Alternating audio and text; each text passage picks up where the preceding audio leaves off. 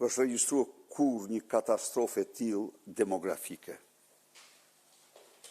Siç është regjistruar në 10 vitet e qeverisjes Edi Ramës 2014-2023. Lindshmëria në Shqipëri sot është e barabartë me lindshmërinë që kishte kur shqiptarët ishin 700.000 banorë 100 vite më parë.